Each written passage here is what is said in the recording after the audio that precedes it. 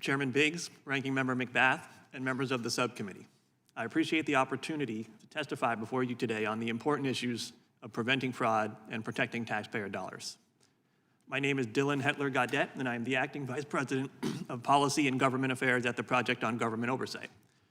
We are a nonpartisan, independent watchdog that promotes a more accountable, transparent, and effective federal government.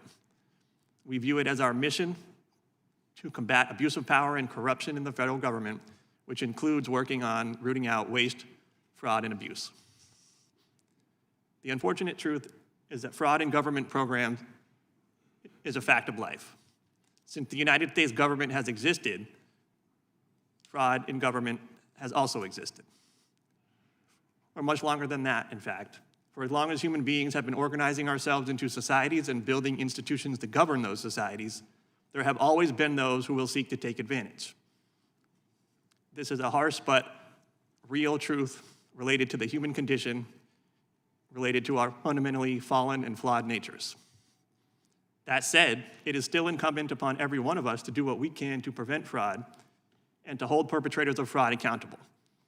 This is especially true when the fraud implicates hard-earned taxpayer dollars and critical public programs and services.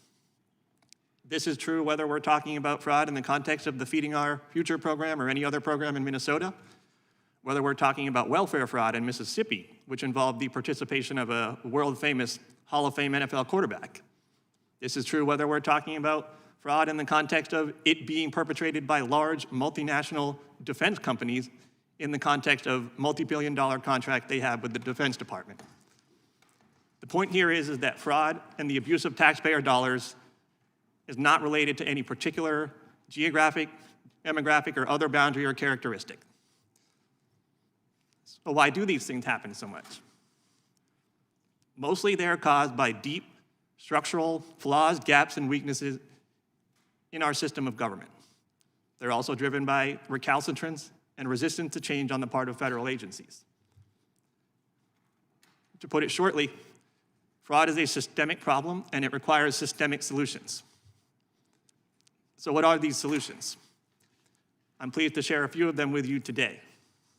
We must first look at watchdogs, critical sources of information, and practitioners of oversight from within the federal government itself.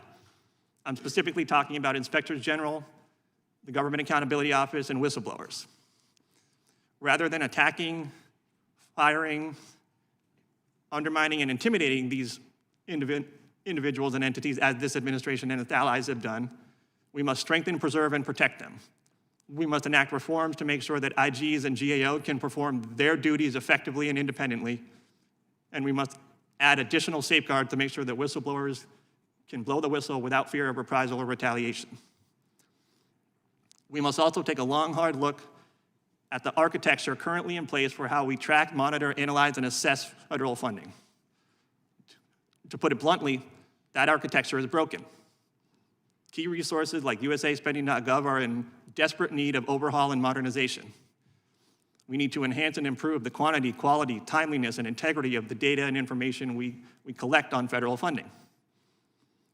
We need to promote more accountability, transparency, and compliance mechanisms within the chain of spending for federal funding. If we don't do this, we will never have a good grasp on where funding is going, where it's ending up, who is being helped by it, who is being missed by it, and what the ultimate impact is.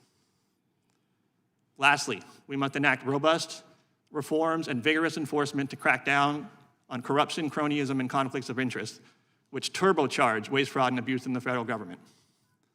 The presidential pardon is an acute example of this, with each of the last two administrations using the pardon power inappropriately to pardon convicted fraudsters.